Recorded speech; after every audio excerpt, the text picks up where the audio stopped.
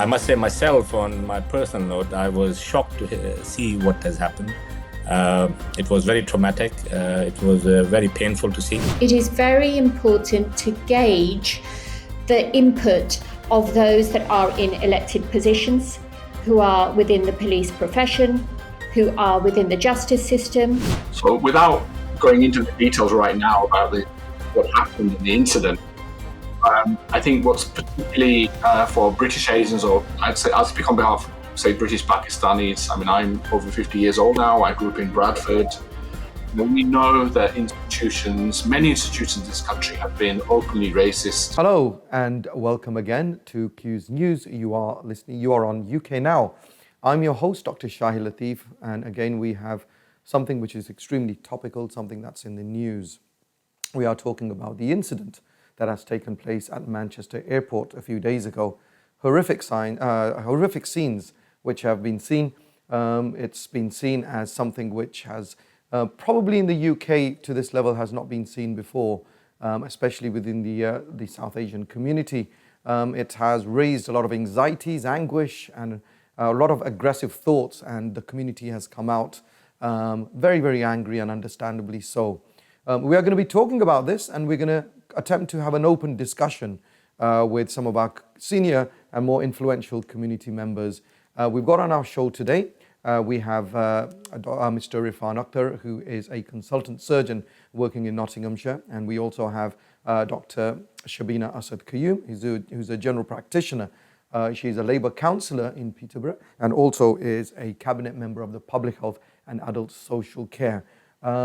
Let's say welcome to both of them. We'll start off with Mr. Irfan Akhtar. Welcome, Mr. Irfan. Thank you very much, Shahid, and thank you for taking this topic up, which is making the headlines wherever we see, whether it's social media, news, public gatherings, and meeting with friends. So it would be naive to say that it has not stirred every corner of the society. The fabric which we so much cherish in UK has greatly disturbed. I must say myself, on my personal note, I was shocked to see what has happened. It was very traumatic. It was very painful to see. However, I would say that as personally, I am not fully aware of all the facts which must have happened before and after that, and I'm looking forward to hear all those. Needless to say, a human being who was already neutralized, he didn't appear at least any more threat to police, was dealt with in a very unprofessional way, and that is very disturbing. I do agree that, and I do understand that in all kind of altercations or any need at airport where the security people have to be called, police have to come and they have to exercise law. But that was a blatant exaggeration of what happened there, and that's indeed very, very disturbing. And I look forward to further news about it, further information about it, and see that the justice is done and is being done. Absolutely. Thank you, Irfan, for that. A similar question, Dr. Shabina Qayyum, to yourself. I mean, it's a horrific scene, spoken of abuse of power. So from your perspective, as someone who's a responsible, someone who's in a position of responsibility, someone who does a lot of work for the community in general, not only with your hat of your healthcare and profession on, but also through the government party lines, and also from a philanthropist and the charity and the work that you do from a social aspect. When you look at South Asian, being a South Asian yourself and trying to be good role models, how do you see this when you see something like this coming through? So thank you very much, Dr. Shahid Latif. I think that it's really important to ascertain that when such disturbing scenes are seen, obviously much more widely available and accessible through the platforms of social media, it is very important to gauge the input of those that are in elected positions, who are within the police profession, who are within the justice system, And I'm always somebody who has a look at those issues that have been displayed and promoted and spread in whatever way they have, which have obviously evoked a lot of emotion, in many ways rightly so. But the beauty of living in a democratic society is that we can always depend upon the justice system.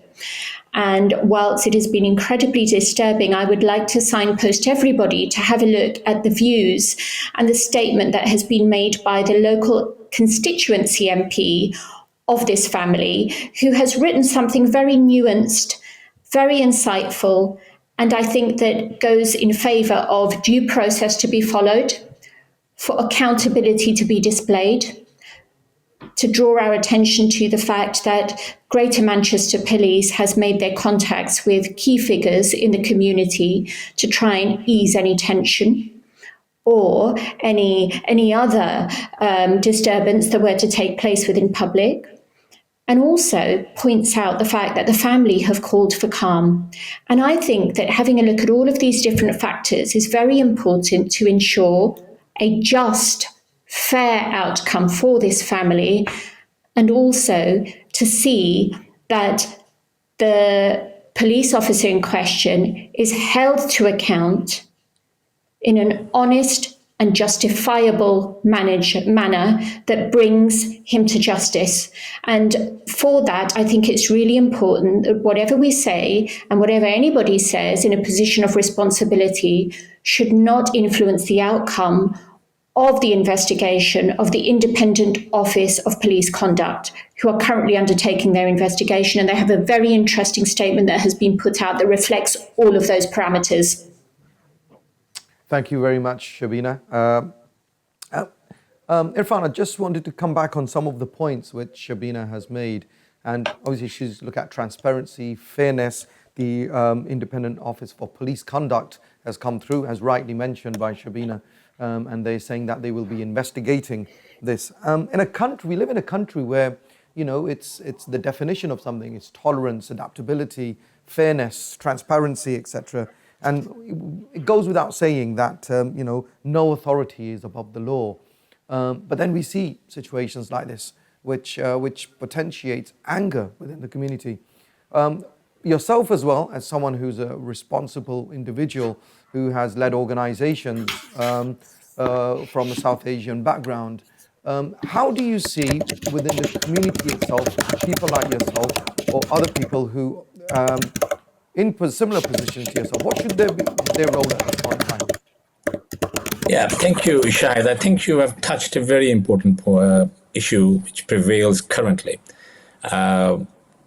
As rightly said, the emotions are flying high. There is one fundamental thing which we perhaps all acknowledge, that we do not know what happened exactly and to whole detail of it. And till that time, while as harrowing as it appears, I think we are very much now clear that Independent Police Commission is involved. Greater Manchester Police understands the anger and the frustration which prevails in the community as we speak, and they are taking very swift steps to address that. Now, if you look at what is available on the internet, or at least what is commonly available, it is very inflammatory, very annoying, and very disturbing, so to say. But we don't have the whole details as yet.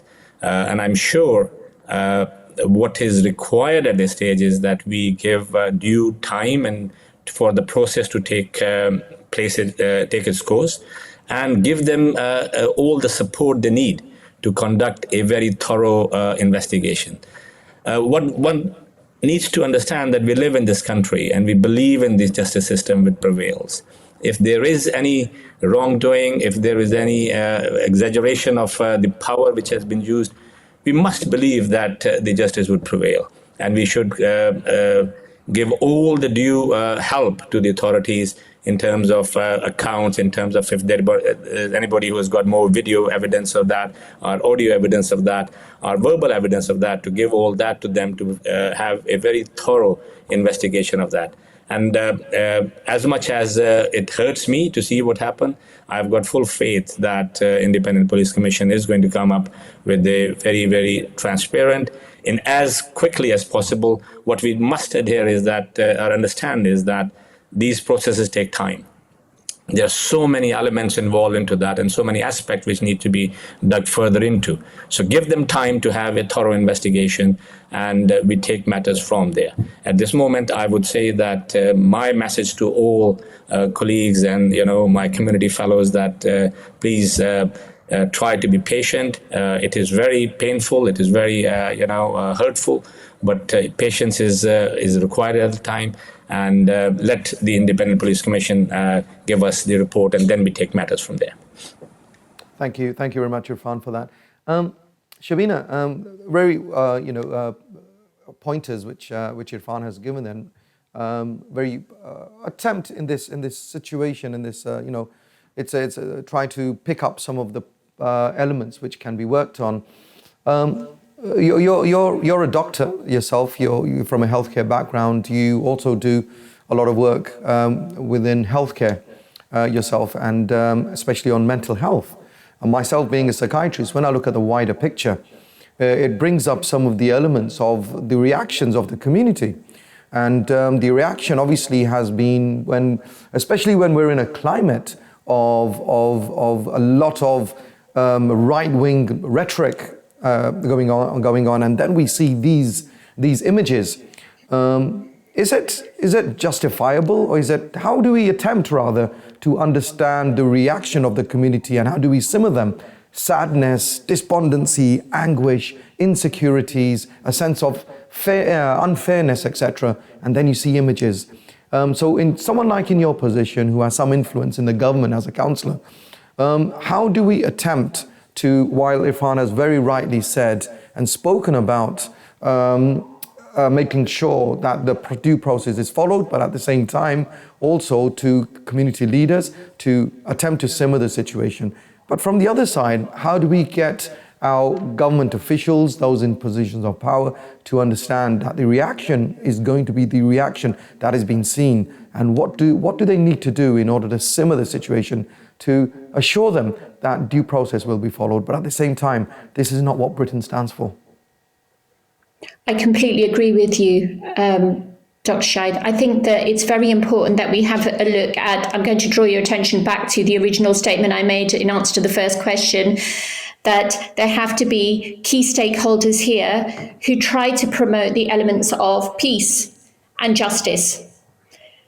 So when we look at the elements of peace, the intention behind trying to propagate that peace is to try and mitigate any effects of extremism that you just spoke of, the right-wing extremism, for example, and also any forms of extremist views that emanate out of seeing this horrible situation that's taken place.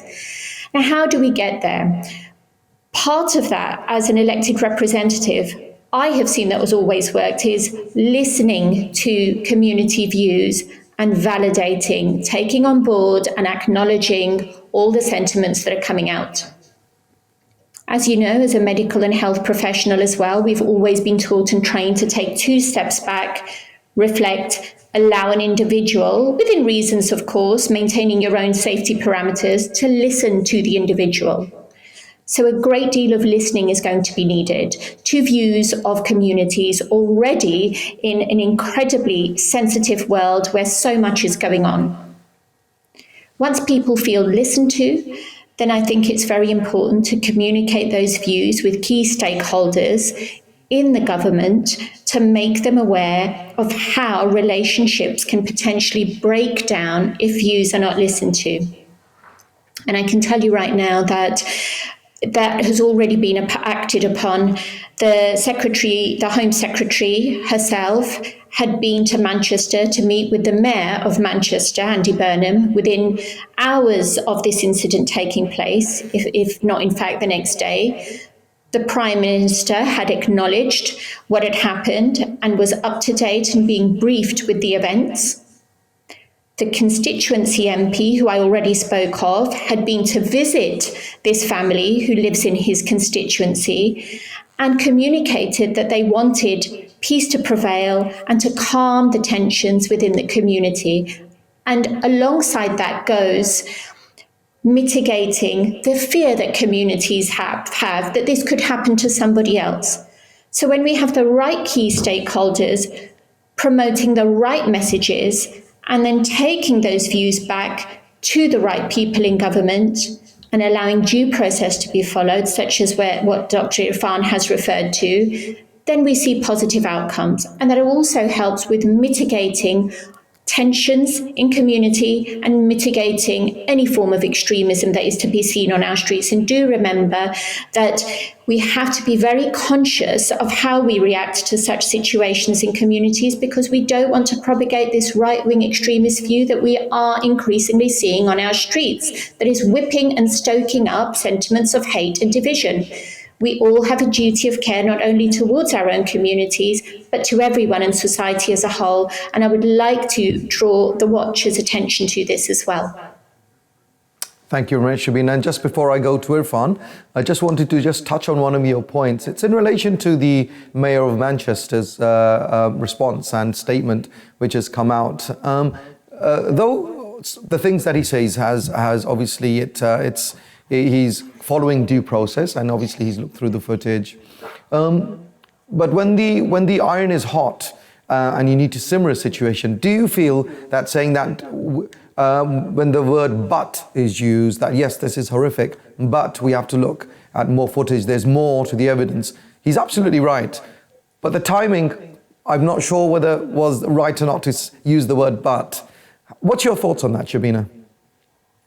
I think that the fact that this has now, as you know, become a criminal investigation, elected officials have a great responsibility owed onto them to not make a statement that could jeopardize or undermine that investigation. We all know that as medics as well, that we refrain from giving any personal opinion that could actually hinder justice being served to the family. So it's very conscious that statements are made to safeguard the family who have been affected, as well as safeguard the investigation to ensure due process, diligence, transparency is observed. Thank you. So I don't actually think that the word that he used in terms of "but" was to jeopardize any rising tensions within the community, but again, came forward as a peacemaker. And I think that we should acknowledge that as such. Thank you very much, Shabina.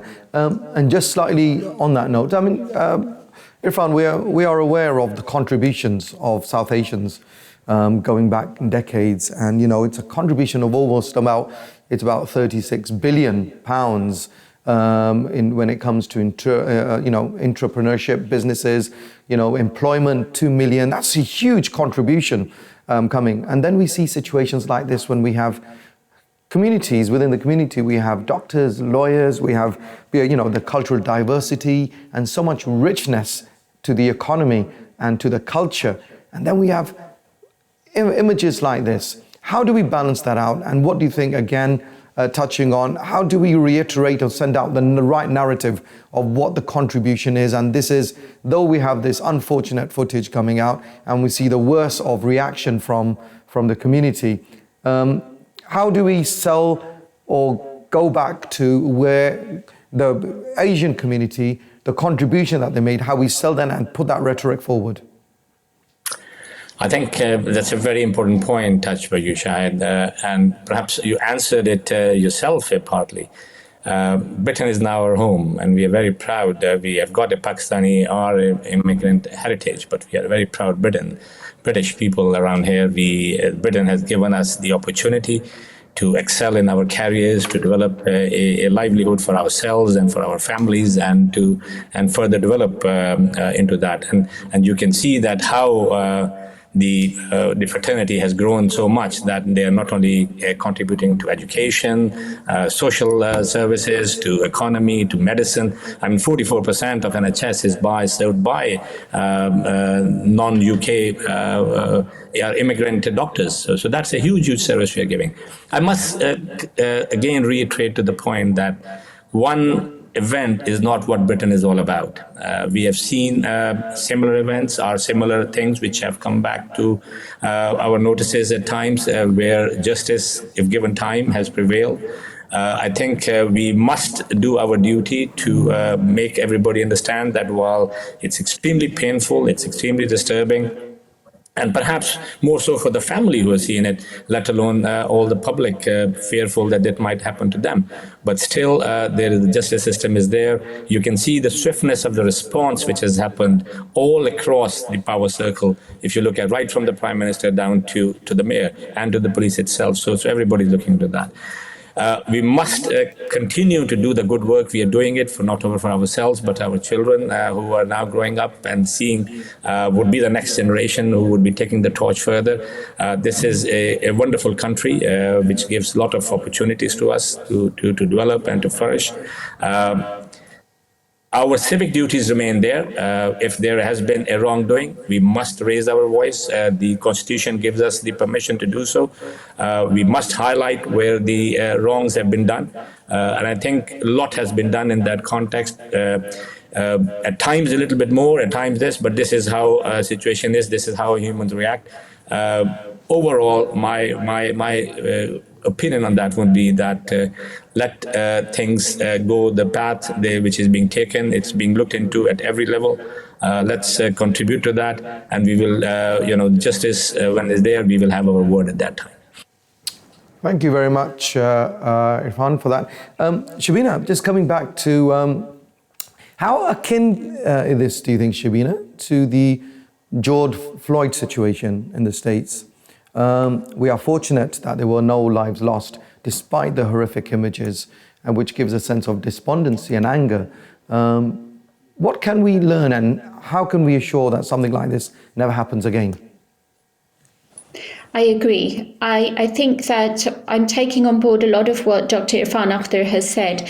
The footage certainly does give George Floyd vibes, if anything. And I think that we should, obviously, whilst I'm sure that that analogy has been made, to have a look at what we have done so better as a country. The highest official within the country was there within hours to ensure that they were given an update and a brief. The police officer in question was suspended immediately. The Independent Office of Police Conduct has deemed this now a criminal investigation. And these are the elements that demonstrate that we take justice seriously within our country. And therefore, the analogies made with George Floyd show huge, I think, differences in how we manage our cases and how that case in America, which has a completely different judicial system, is operated. So it's important to acknowledge those differences in order to educate people and also mitigate that fear of risk.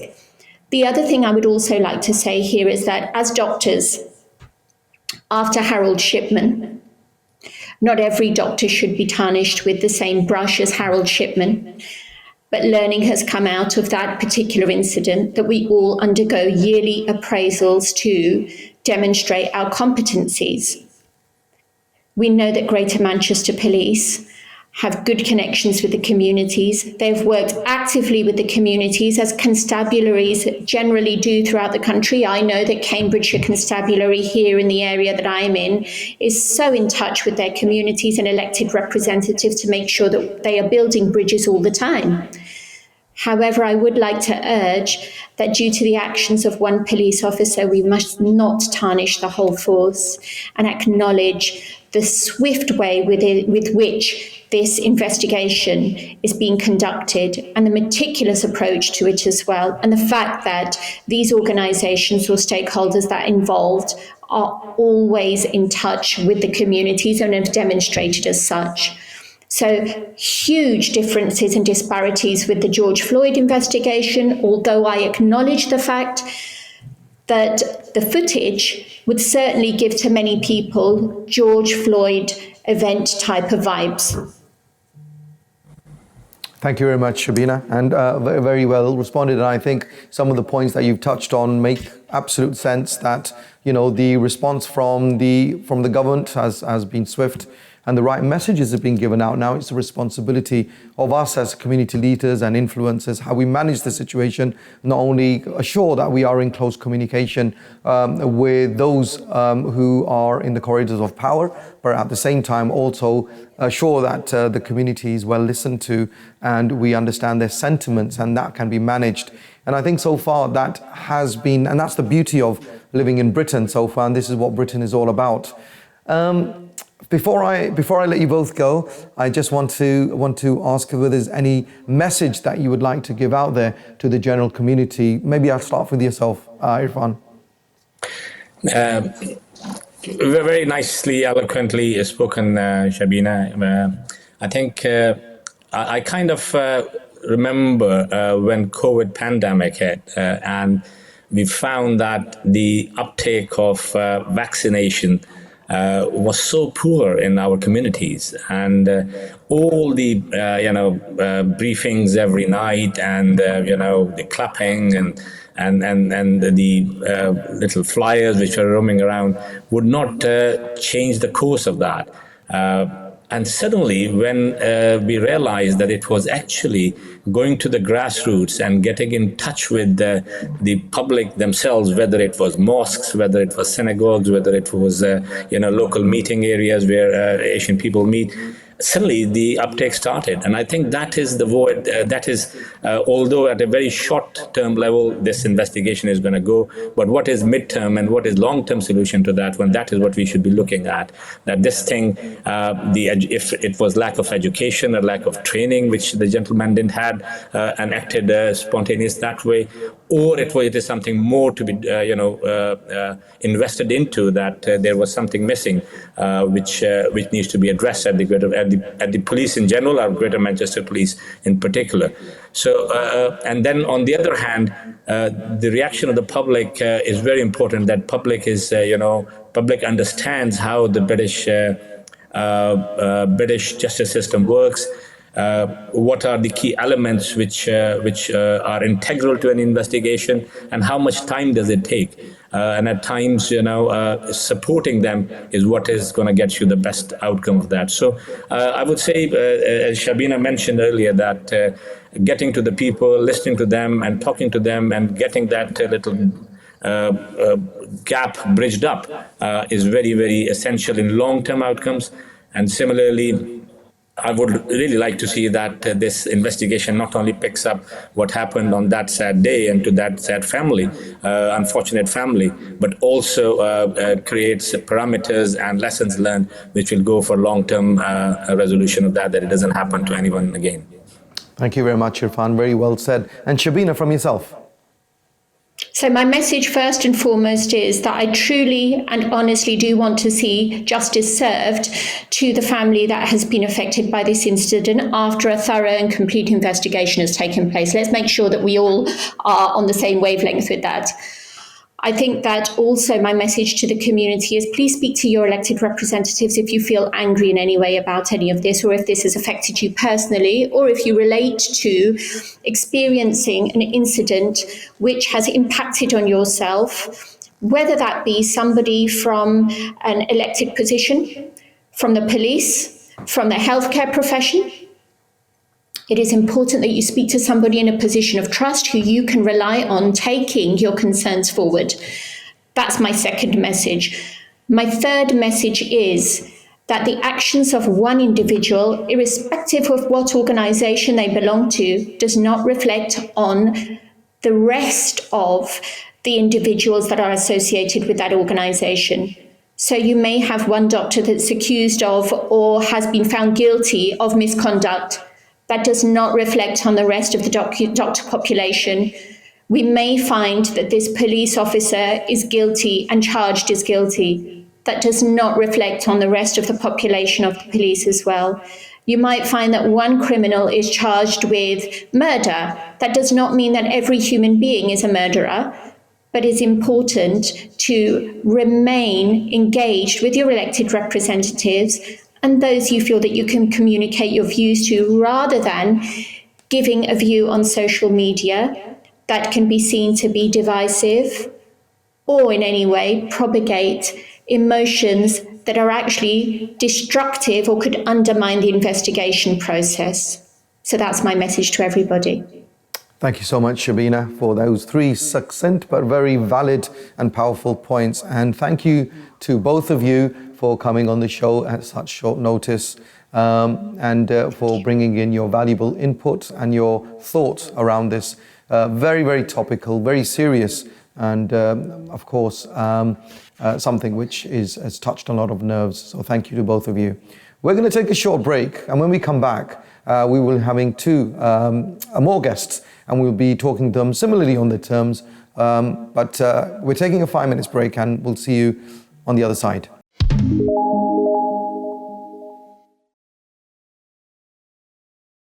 Welcome back, viewers, to Quews News, to UK Now. We've been talking about the incident at Manchester Airport, which took place a few days ago. And we had a couple of guests who touched on some of the elements, the difficulties and the challenges, and how despicable the violent behavior and the abuse of power it was. They also touched on assuring that due process is followed, and they were glad that the government and some of the officials and the Mayor of Manchester has come out and made a statement, and the Independent Officers of Police Conduct is taking place and taking this as a criminal case. So we are going to continue with that conversation, and our next guest is Professor Jawad Dar, who is a professor of chemistry at UCL University in London. He's also the founder and chair of UpSign, which is a organization which conducts research and a number of innovative scientific interventions which take place in the UK, between UK and Pakistan. So Jawad has been very influential in a lot of work that he's done in South Asia and in the UK as well. And he's very well respected within the diaspora for the work that he and the influence that he has. So welcome, Jawad. Assalamu alaikum. Welcome, salam, Jawad. It's wonderful to have you, Jawad. And I just want to kick off and get your views as an opener of what you've seen as the video footage coming out in the last few days, and subsequently, repeatedly, which has gone viral. Well, I mean, like many people at home, I've been observing the social media storm. I've seen the reaction from the community, and I think I've also seen the reaction of politicians and government. And I think, it's quite interesting how rapidly things have developed, and particularly seeing the reaction of the community to the events that happened at the airport recently. Thank you, Jawad. We live in a country where no authority is seen above the law. And here we have something where, especially in a climate where we've seen a lot of right-wing rhetoric, whether it's been the elections, whether it was during COVID, or any other time when we talk about immigration, or any fairness or unfairness within the British community. We know for a fact that the South Asian community have contributed towards the political, towards the economic, between the social fabric of society. And then we see elements and footage like this, which is a bit like a kick in the teeth, literally. So what do you feel? How do you feel as a South Asian, British Asian, born in the UK, has very close links with Asia, for where your roots are in South Asia, and then you see situations like this? So without going into the details right now about what happened in the incident, I think what's particularly for British Asians, or I'll speak on behalf of, say, British Pakistanis. I mean, I'm over 50 years old now. I grew up in Bradford. We know that many institutions in this country have been openly racist. So when we see an Asian man being attacked by the police in such a severe way, in terms of being stamped on, the excessive use of force, it seems to only happen, this excessive use of force only seems to happen with minorities.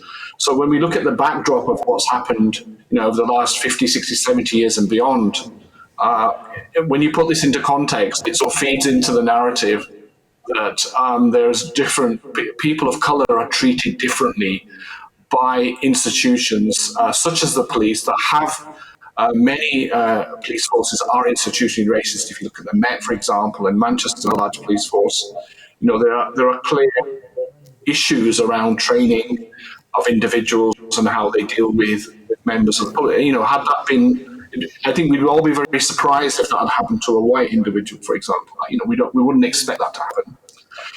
But with this case, clearly there's been criminal activity and things that happened. So I'm not in any way condoning any actions that happened before that particular police officer decided to stamp on this individual's head. I think what's disappointing for me is the way that the police force has reacted. Clearly here, any senior police officer looking at the particular video that the notorious video, where an individual's head has been stamped on, can see that was an extremely excessive use of force, whether it was red mist or whether it was, as the police initially claimed to cover their colleagues, that he was in danger of having the firearm snatched from him. I think any reasonable police officer or police chief should have immediately suspended that individual, and that didn't happen. And that hasn't helped the trust in the community, because the individual should have been suspended, and it should have gone straight to the IOPC, in particular relation to the individuals on the head of a guy who's lying prone. He's no threat to anybody at that point in time. So I think the slowness of the police to react in that situation is something that we should talk about in terms of how we're going to build a better future with the police and the community cohesion. So I think that's one thing we need to address later. And I think, clearly, this would have helped. Thank you, Jawad. So just to clarify, the police officer was subsequently suspended and it did go to the IOPC. But Jawad, your point is that you feel that the reaction was slower than it should have been. There should have been a reaction immediately from the police force, coming from the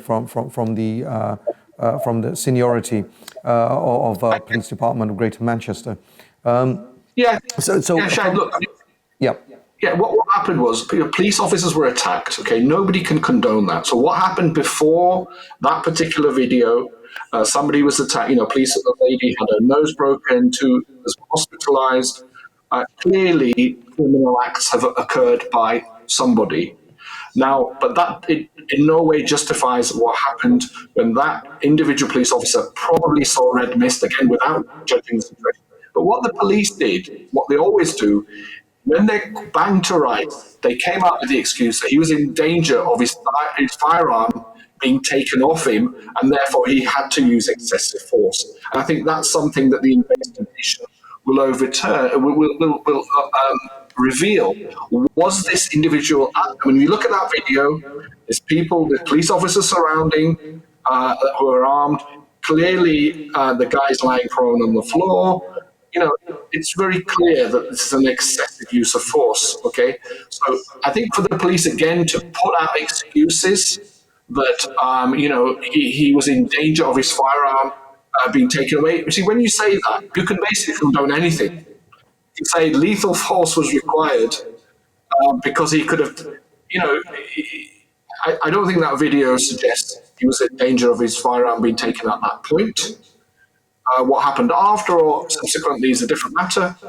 But I think, again, it doesn't help when they put statements like this out. Misleading statements, false statements effectively, because they are trying to sway the public opinion when they know that this guy has clearly done something wrong and they should have reacted faster. Thank you, Jawad. Thank you for that clarification. And Jawad, you've just touched on something which is really, really important, because a lot of rhetoric is going around about being anti-Asian, discriminatory, racist behavior. But then on the other hand, you've mentioned a word around training.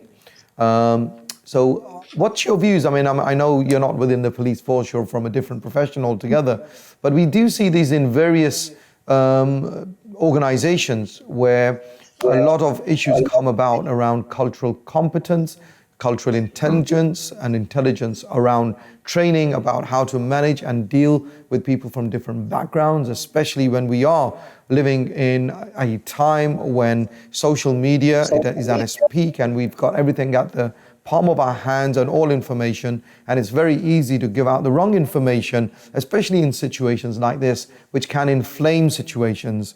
Now, training for police officers, and you very, very rightly said that, this was a situation where we had police officers who supposedly are supposed to be trained in these situations. And you have an individual who's face down, arms behind his back, being kicked in the face and stamped on the head. So is this training where you've got other police officers standing around? So we've got many elements here is it about training? Is it about confirmation of the other police officers so somebody else have stepped in? There's so many questions being raised, and I'm sure the IOPC will be picking these up. But these are very, very serious concerns, especially around if we're talking about lack of training in such situations. Well, I think, first of all, I do know a little bit about the police, and I know that particularly firearms officers do receive additional training because they carry firearms. It's even more important that they don't see the red mist carrying a firearm. So clearly something has gone wrong here. In this incident, it's hard because we don't have all the facts and we don't know what the individual was thinking who attacked the guy who was prone on the ground. What we know is that more than likely he saw the red mist. Now, if we then bring in the sort of racial element, it's very hard to slap that on top. And I would refrain from people to say this was a racially motivated. I think the guy saw the red mist. It's pretty clear. It was there was a lot of violence going on before and after potentially. So I think going back to police in general, Shahid, you talk about cultural competence. And also there's also unconscious or even conscious bias, which is something, in every workplace. We all receive training in universities or, in any profession, we all receive training. And I think it's even more important for the police to really understand the cultural context of their actions and behaviors. When they use excessive violence against black and minorities and others, it seems to be something that is clearly has to be stamped out. And I don't have I don't know if training alone, because remember that police officers are just human beings. They are part of the community, and our community, unfortunately, has extremists or ideology. And I would say politicians in particular are helping to create the narrative that the black and Asian man is somehow bad. And we only have to look at the conflict between booted out and the sort of rhetoric of Swaleh Baraverman saying that all British Pakistanis are child abusers, because of the Rotherham incidents that happened, which were another failing of the police as well, social services and others. And you could argue even the community have something to answer there. But it doesn't help when Lee Anderson of Reform and some of these right-wing guys come out and say, we think the police should be even more aggressive. Of course he's going to say that because it's an Asian guy who's getting his head bashed in, and it feeds into the right-wing agenda. So I think, many of us who are professionals like you and me, Shahid, we are in organizations, you mentioned Upsign, but the big thing about Upsign and the other organizations, we are trying to change the narrative that these right-wing, self-obsessed media-driven politicians are trying to put us in a pigeonhole that we are somehow all sex offenders or bad or doing things illegally. And I think that's a narrative we have to fight. And unfortunately, the police and any individual in the public are being influenced by this. And so really there has to be more responsibility by our politicians, once elected in particular. Thank you, Jawad. And I think you've just hit the nail on the head of something that we were discussing before the break, and that is the contribution of South Asians towards the British, or the Britishness, if you like, and how Britain or where Britain is today.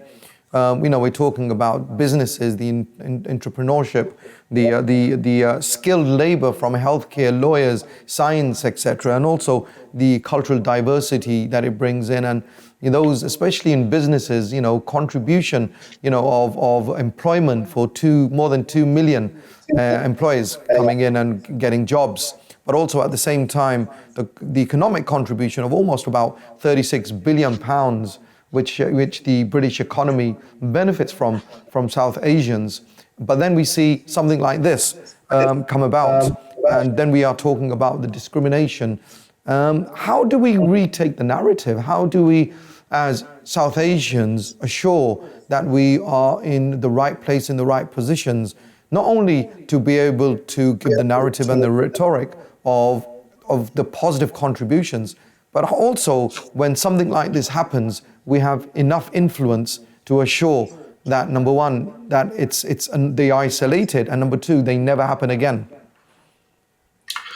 Well, I think we're never going to stop this as part of society. There's always been racism. It's really been around since the dawn of man, so racism and other things are never going to be stamped out. But the question is, in a society like Great Britain, what society do we live in?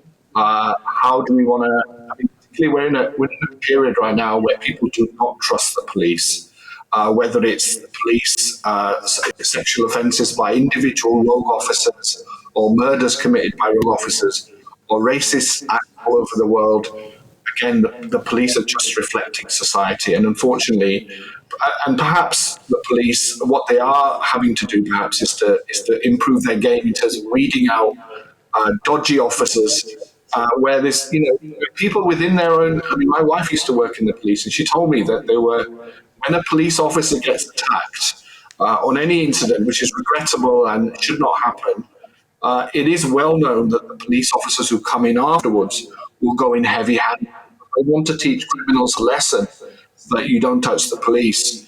And effectively, that is a criminal act. And the officer who stamped on the head of that individual, I think it's going to be very difficult for that officer to prove that he hasn't committed a criminal act, unfortunately. So the police are like everybody else. There are criminals within the police, just like within society.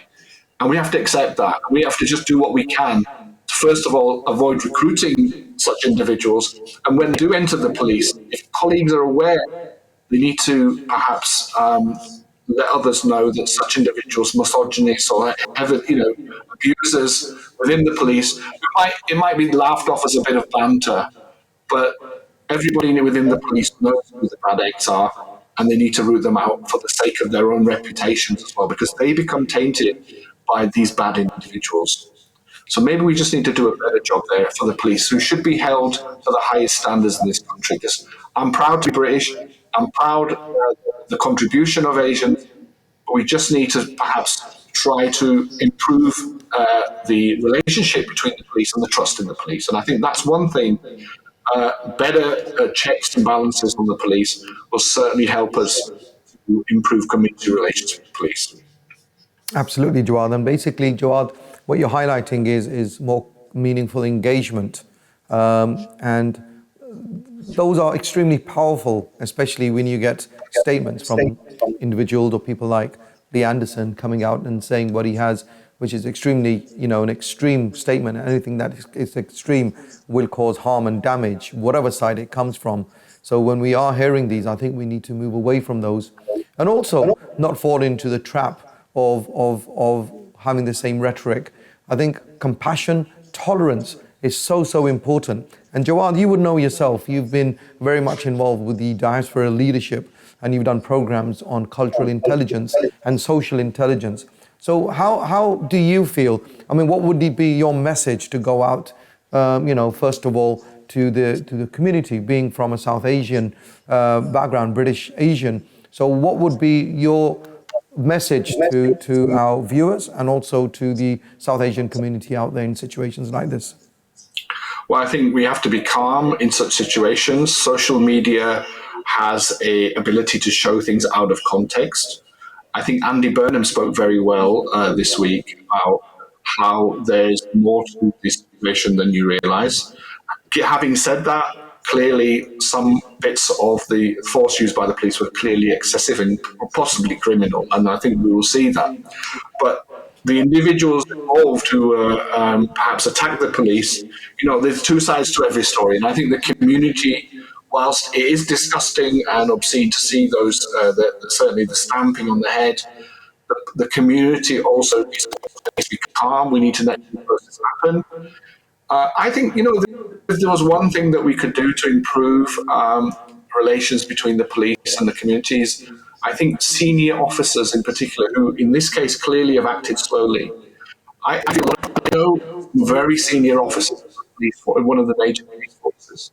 And what I would say is that I think often many of them, not the ones I know, but many of the police officers who are appointed are extremely upper class individuals who probably have very little knowledge of the South Asian community or black culture.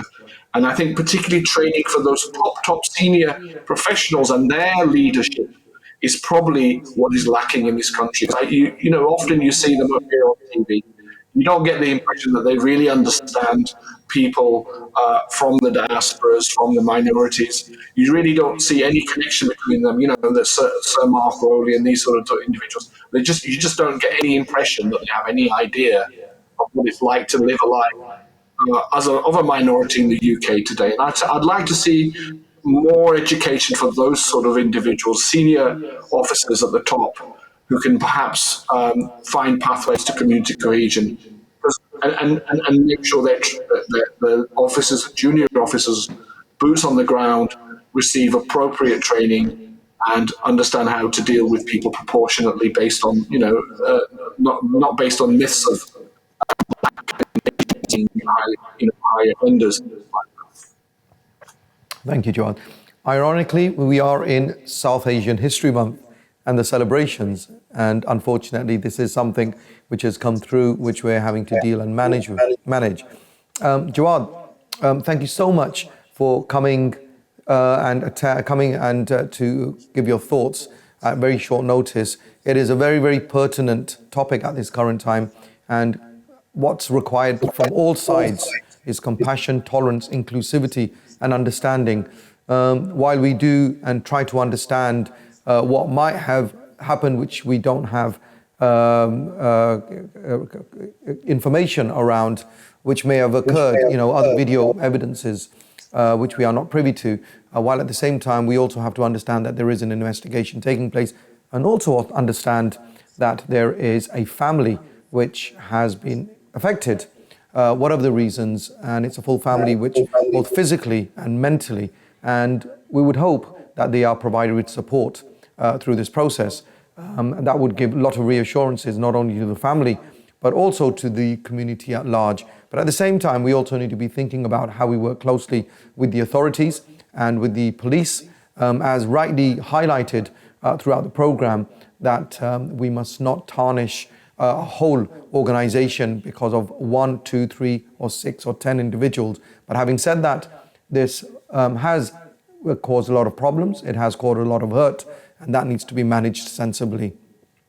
I thank you, Jawad, for joining us, and I thank our viewers to coming and joining us on Quews News, and we will see you again next time. I've been your host, Dr. Shai Lateef. Thank you and goodbye.